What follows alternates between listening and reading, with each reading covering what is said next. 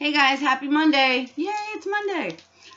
Okay, so today's video, as promised, I was going to make one a day, but as promised, is very interesting. And the reason it's interesting is because it brings in a new suspect, somebody that has not been questioned, somebody that kind of like slid under the radar, and I'm not totally sure why. Now, all of the links, because there are a bunch of links, I am going to link them to the website, which is atravestyofjustice.com. Excuse me, you don't need to use www. Now, it starts off with Bobby Dassey's testimony. Now, there's been a lot of question about Bobby Dassey's testimony. We all know that Bobby Dassey's testimony is full of holes. And for some reason, they didn't go after him as well as they should. But there's somebody else they didn't go after as well, and I'm going to get to that. So Bobby Dassey's testimony stated that on Thursday, November 3rd, 2005, in the presence of Bobby, his friend Mike, which he really never even identified more than just Mike, Stephen Avery asked if they wanted to help get rid of the body. Like anybody would at the time, Bobby said that he thought Stephen was joking. Now, Michael Osman, I may have said that wrong, said that Bobby and Mike were inside of the garage when Stephen came over. And he goes on from there saying that Mike indicated that he was aware Stephen was one of the last people to see the missing girl, and jokingly asked Stephen, hey, did you hide that missing girl in your closet? At this point, Stephen, basically says, hey, Mike, you want to help bury the body? And they laughed about this together. Now, a lot of people are making this as like a big deal. I'm sorry, but if I go to my brother's house or I go to my best friend's house and I know that they are the key suspect in, a missing girl, I'm going to joke around with them too. And maybe that makes me sick. I don't know, but I would joke around too. I'd be like, oh, come on, Lisa, let's go bury the body. What do you do? Come on, you got her hiding in your closet. You got him hiding in your closet. I mean, it's a joke. People joke around like that. I give absolutely no merit to that at all. So going from there, Michael stated that he had just learned about the missing girl on the Tuesday prior to that. Now, he once again indicated that he thought Stephen may have been the last one to see the missing girl, according to Michael. That kind of seems like pointing the finger, if you ask me. Like, oh, yep, it was Stephen, just like the stuff that Scott Tadich said. Oh, yeah, Stephen was molesting Brendan 10 years ago. No, dipshit, he was in jail 10 years ago, and Brendan was a fucking baby. So it's just ridiculous. But that's what I got out of that he was just pointing a finger.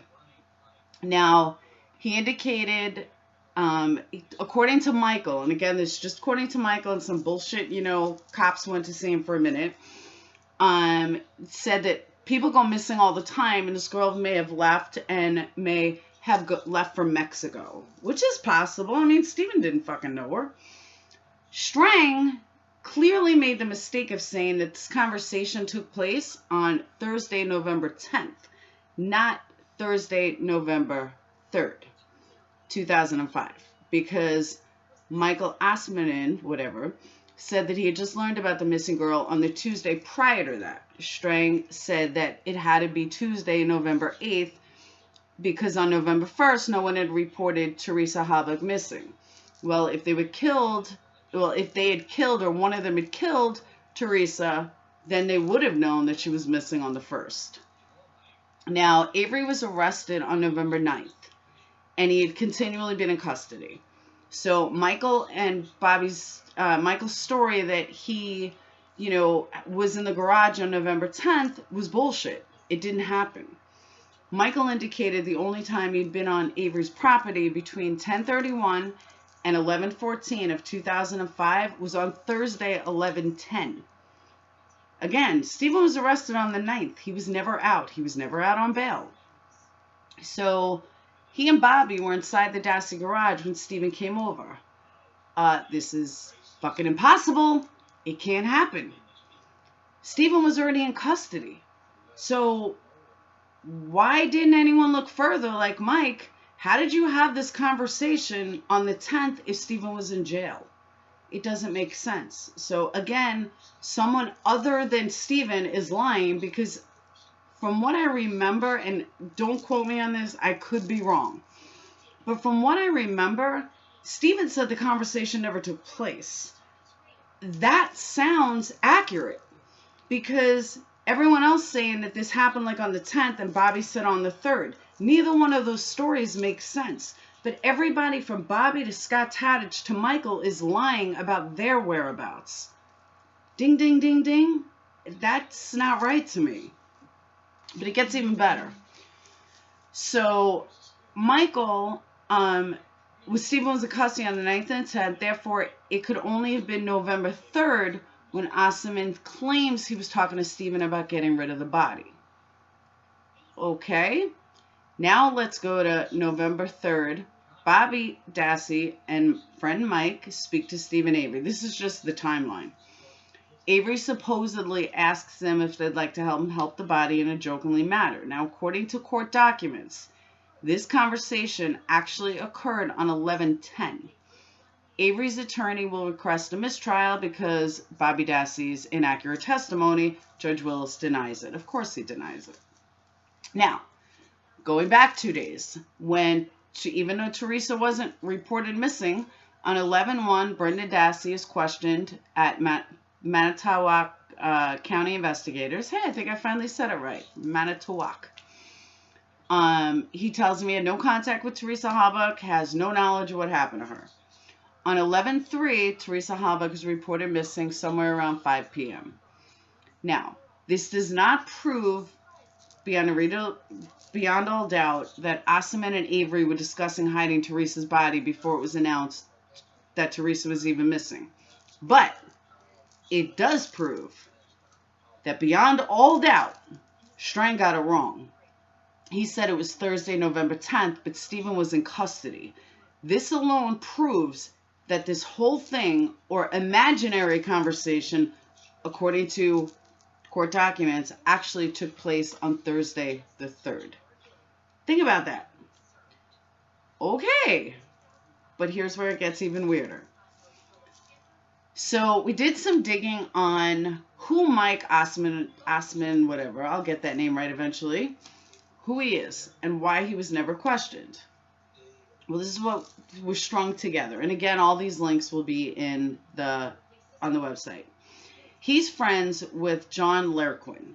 Now, okay, who's John Lerquin? You got to follow this. John Lerquin is the propane truck driver who claims that he saw Teresa's RAV4, that he identified as Teresa RAV4. Okay, now let's go to John Lerquin. John Lerquin is friends with Eric, I'm going to say this wrong, Kokurik, who is related to the Manitowoc County Sheriff with the same name. That's things that make you go, huh? I hate these names. Indian names. Mishicot, Wisconsin is not that big. It's not like you're trying to find a needle in a haystack in Los Angeles or New York City where you could say, no, they don't all know each other. No, this town is not that big. Everybody knows each other, and I'm sure a lot of people are related. I don't know how familiar you guys are with the Midwest, but they don't leave. They stay generation after generation after generation. You know, they want to live down the road from mom or on mom's property. It's just the way it is. So to all these people to be connected is no surprise. But the fact that Mike was never formally questioned raises big red flags and really brings a new suspect to the table.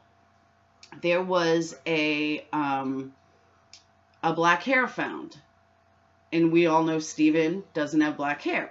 It is possible it was Brandon's, but Mike Osman has jet black hair. If you piece all this together, it's really one of those things that make you go, holy shit, this could really be a major factor, especially from somebody that went under the radar. The fact that he's such good friends with Bobby Dassey, and they both lied, and they both had different dates, in my opinion, is a ding, ding, ding, ding, ding.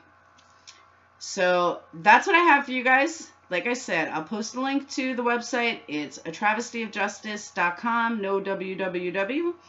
And for now, that's all I got. And leave any comments that you may have in the on the bottom, whether you agree with this testimony, you disagree with this, or if it makes, sense to you. Because I'm not 100% convinced, and I said that. So I'll say it again. I'm not 110% convinced. But tell me what you guys think of it. And for the hate comments, you can keep those to yourself. We don't give a shit what you think. So that's it. I'll speak to you guys tomorrow. Peace out. Hope you had a good weekend. And don't forget to check out my other videos. Bye.